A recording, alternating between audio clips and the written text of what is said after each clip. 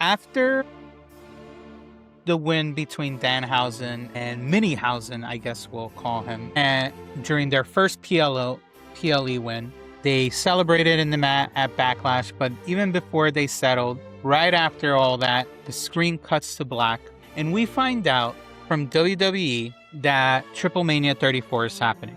TripleMania 34 is going to be 2 nights for the first time in 33 years of history. Now, I need you to pay attention to how this goes down, because this announcement did not come from any of the AAA conference. Obviously, it did not come from Lucha Libre Media Day in Mexico City or whatever. It came from WWE.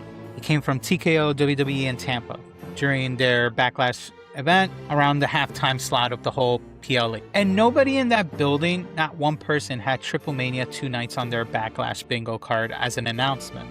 So I'm going to ask you something. What does it mean when the biggest corporation in wrestling start making the biggest decision for a promotion it bought just 1 year ago?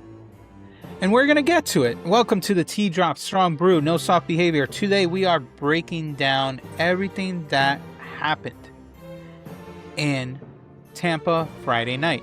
And I do not mean the matches, I mean the announcement that tells you exactly where the professional wrestling, at least in the TKO side of things, is going in 2026. Here's what we're covering today. First, what was announced and what it actually means on the ground. Second, how TKO got its hands on TripleMania in the first place and what they said out loud about why. Third, the 2-night formula and who it is actually built for, because the receipts on this one are very clear. And finally, what this means for the fans who built TripleMania from nothing and the legacy of the man who started it all. So let's get into this drop, all right? So let's build this properly because, as always, context matters. May 9th to a location that is yet to be determined. Night 2 is 2 days after, on September 13, 2026, and that is confirmed to be in Mexico City. Now, let's stop right there. September 11, Friday night, that is a deliberate content calendar decision. You're capturing the Friday night wrestling audience, the same audience that has SmackDown as a weekly habit. Then you skip Saturday, letting the internet work for you with clips circulating. Hopefully, if content creators are still around reacting, they'll be clipping as well and spreading news about TripleMania. And you come back Sunday for night 2 in Mexico City. It's an interesting scheduling quirk. I've never seen them do that. They've never done a 2-night thing with a day gap in the middle. It's a production strategy, probably. I mean, they're taking a production strategy straight from the WWE Premium Live event playbook, but they're doing something different. Here's the detail that is being glossed over. Night 1's venue has not been confirmed, and night 2 is locked into Mexico City, probably in the same place they always do it, in Mexico City. Night 1 is still TBA, and if you have covered Lucha Libre for longer than 5 minutes, you understand what that silence might mean. When a 2-night event locks in a marquee night first and leaves the touring night open, that touring night is going somewhere. Maybe Monterrey, maybe Guadalajara, or maybe, and I want you to think about it a bit, night 1 might be coming to American soil. Maybe LA has LA will happen because they've done AAA there. So maybe night 1 will be in America. They have a day gap so people can travel if you want to book both nights, and then you get to Mexico City. That might be the reason there's a day break. Maybe Chicago will do it. They have some Lucha Libre infrastructure.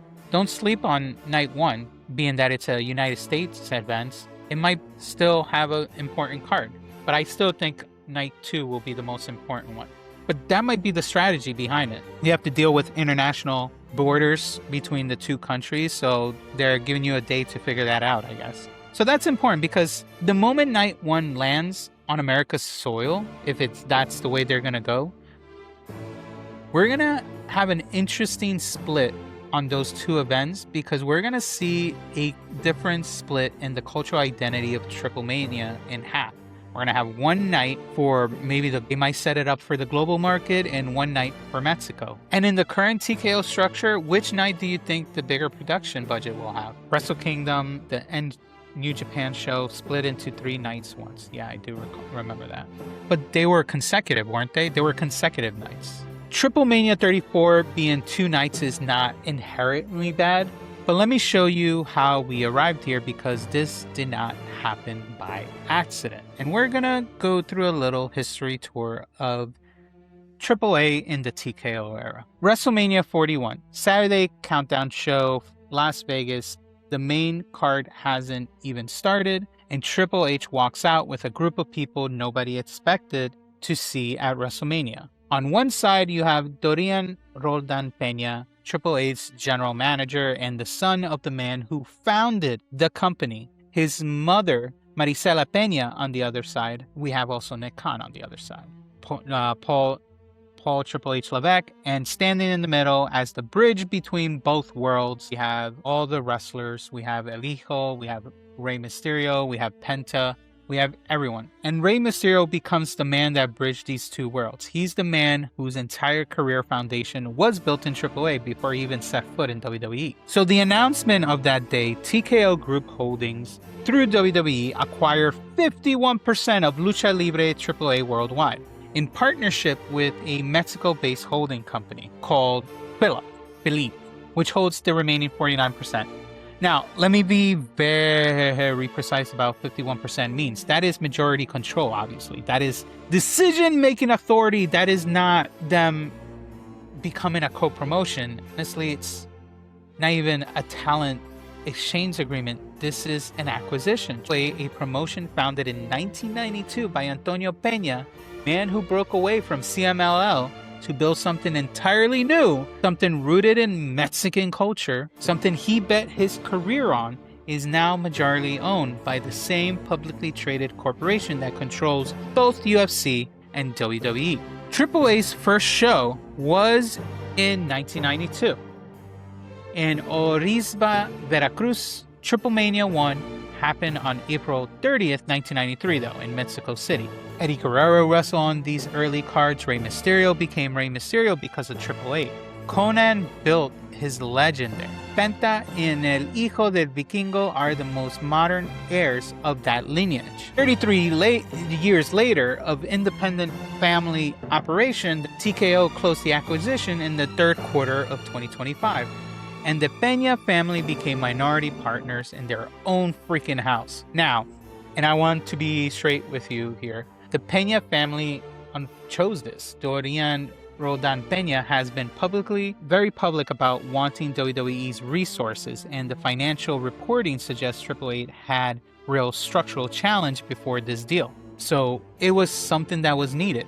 But it is a corporate absorption story. And here's what TKO executives said out loud about it. TKO president and CEO Mark Shapiro on the first quarter of 2025 earnings call described the acquisition as, he talked about that it was a fastball right down the middle of us. He talked about KPIs, which is key performance indicators. Now, they saw it as a potential for AAA and an investor call. Then Nick Khan added that Penta's WWE debut generated, in his words, almost 100 million social media impressions. That is why TKO bought AAA. Not for the Lucha Libre tradition, for the social media reach of the Latino fan base. For those impressions, for those KPIs, they needed more eyes on their product. And the way they can do that is by purchasing more companies. Now it gets interesting. 1 year after the acquisition closes, the biggest event on AAA's calendar gets announced as a 2-night event. From a WWE show on WWE's timeline using WWE's 2-night formula. Where in the hell is this a coincidence? Now let's go back to 2020 though. We're gonna rewind back. Let's go. Now let's go back to 2020. WrestleMania 36 in Tampa, Florida, ironically. No fans, empty performance center, a global pandemic. He had a decision to make. Cancel the event or adapt to the situation. And what did they do? They adapted. And they made WrestleMania a 2-night event for the first time in its 36-year history. And here's something nobody in corporate wrestling wants to say too loudly. That was the best business decision WWE made in the last decade. By WrestleMania 39 in Hollywood, 2 nights in Inglewood, the gate record for them was $21.6 million, the highest grossing event in WWE history at that point. WrestleMania 41 in Las Vegas broke that record. 124,693 fans across 2 nights. 2 nights of tickets, 2 nights of merchandise, 2 nights of hotel fees to the host city, 2 nights of gate fees, 2 nights of ad slots. Now watch the pattern. WrestleMania 36 in 2020 was the 2 nights for the first time in Tampa. SummerSlam 2025, 2 nights for the first time at MetLife Stadium in New Jersey. SummerSlam 2026 will also be 2 nights again in Minneapolis. TripleMania 34 will be 2 nights for the first time in history in Mexico and the unknown city. This is not a coincidence. This is TKO event architectural template to make more funds at this time. Every major property in the TKO portfolio eventually, as far as we know, is gonna get the 2-night treatment. I won't be surprised if next year, or maybe the year after that, Royal Rumble will be the next one, which is sad.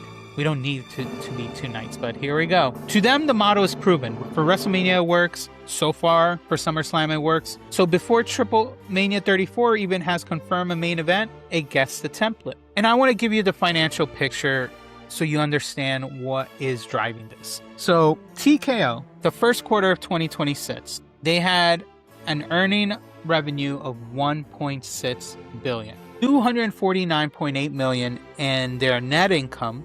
WWE alone generated $475 million in the first quarter of 2026 alone. You're welcome, fans. You guys made it happen. Congrats. A 22% increase over the same quarter in 2025. The company is growing fast.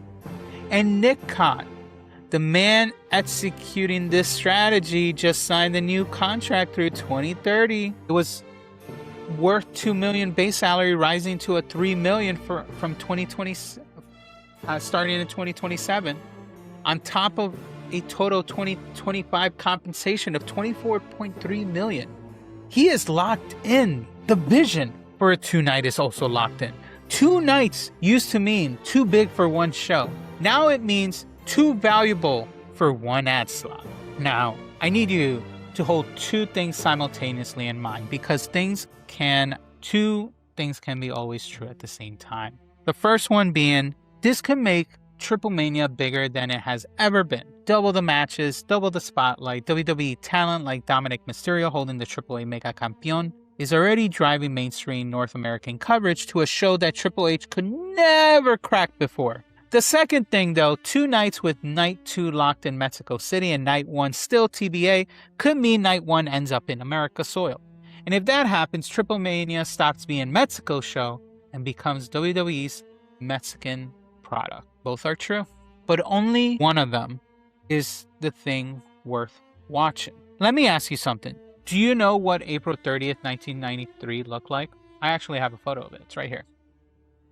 Antonio Peña had been building AAA for less than a year. He had left CMLL, the promotion he helped build as a booker, because his vision for Lucha Libre was too modern, too ambitious, too bold for a promotion that still thought the most progressive thing it could do was change its name. He left on March of 1992. He had a TV deal with Televisa that he had been quietly negotiating since 1991. Sly old guy. He had Conan, he had Octagon, the original Octagon, not Octagon Jr. Octagon Jr. is Penta. Or no, so Octagon is the hero, Octagon Jr. is the guy in AAA, Pentagon and Pentagon Jr. Sorry, my bad. Don't kill me, internet. Or you guys in the chat, don't kill me. But he had CMLL own top stars walking out with him because they believed in his vision. And on May 15th of 1992, in Orizaba, Veracruz, the first Triple H show ran. Less than 1 year later though, April 30th in 93, TripleMania 1 happened. Mexico City, the biggest first show this promotion has ever attempted. One man's gamble on what Mexican wrestling could be. Like I said, Eddie Guerrero wrestled in TripleMania. Rey Mysterio, the man TKO used as the face of the acquisition announcement, built his entire legend in Triple A before he even put on a WWE shirt or even a WCW shirt. El Hijo del Vikingo is the current generational talent on this promotion. He is doing things in wrestling ring that genuinely defy physics in front of crowds that lose their collective minds every single time he's up. He is what 33 years of TripleMania built up to. And the fans in that building, they are not a demographic. They are not a KPI on an investor call. They are the reason Antonio Peña's gamble in 1992 paid off. They are the reason TripleMania has run for 33 consecutive years. They are the reason that when TKO sat in that room in Las Vegas on April 2025 and said, "This is the fastball right down the middle for us," they were even in the conversation. So what is the ask here? The ask is this: watch how night one gets treated. That's going to be the important thing to watch. If night one ends up in Mexico, Guadalajara, Monterrey, anywhere in Mexico, then TripleMania 34 going 2 nights is a genuine gift to the Mexican wrestling fan base. 2 nights, 2 cities, 2 celebrations for the Mexican people. Now, if night one ends up in Los Angeles or Chicago or anywhere in American soil, you have your answer about who this 2-night TripleMania is designed to serve. And look at where we already are. TripleMania 33 was last August. The first TripleMania under WWE ownership, headlined with a fatal 4-way for the AAA Mega Campeonato. El Hijo del Vikingo, Dominic Mysterio, Dragon Lee, and El Grande Americano, the better one. 3 of these 4 names are directly connected to WWE programming. Chad Gable came to AAA as a character, El Grande Americano, and is now building towards a mask versus mask match at the Noche de los Grandes, which is another PLE that's happening, but yeah. Now, the mask versus mask match is the most sacred stipulation in Lucha Libre. Losing your mask is a career-defining moment. It is cultural in Mexican soil. It has weight that nothing in WWE's stipulation library comes close to. And the storyline driving this particular match into the Noche Grandes began as a WWE developmental character arc, or just an arc in general to change characters or whatever. What can it mean? It could be a genuinely excellent match between these 2 men, but it could be the most WWE thing that has ever happened to a mask match in the history of Lucha Libre. I'm not here to tell you how to feel about this match. I'm here to make sure you see it clearly. It could be a great match, but understand why they're doing it. Now, when it comes to this, TripleMania 34, going 2 nights is not automatically bad. Let me be clear about that. The potential upside is real. 2 nights of production, double visibility, mainstream coverage that Lucha Libre has always deserved and has never consistently received amazingness. I don't know. El Hijo del Vikingo on a stage that finally reflects his talent, potential. Maybe we'll have more stipulations on that night. We can go from a 30,000 attendance instead of 15,000. It's genuinely exciting if it's executed with the culture of Mexico intact. But as we always know, the pattern with TKO, WrestleMania, then SummerSlam, and now TripleMania. Every major property TKO has absorbed has eventually received a 2-night treatment.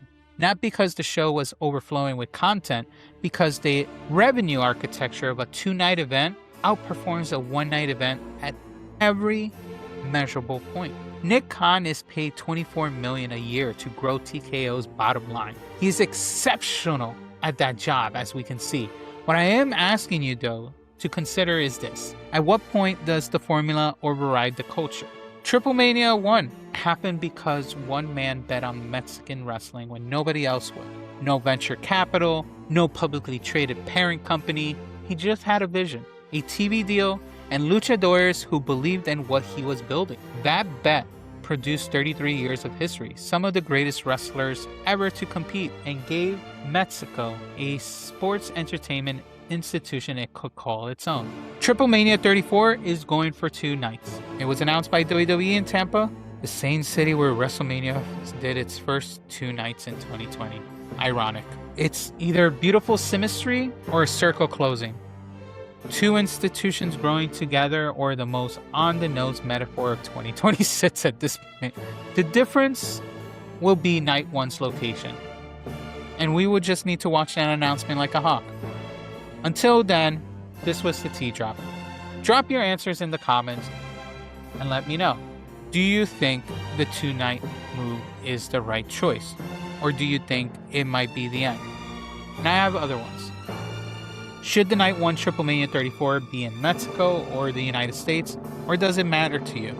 Is TKO making AAA bigger, or are they replacing what made AAA worth making bigger in the first place? Let me know your thoughts in the comment. As always, if the T hit right, hit the like and subscribe, and I'll see you in the next one.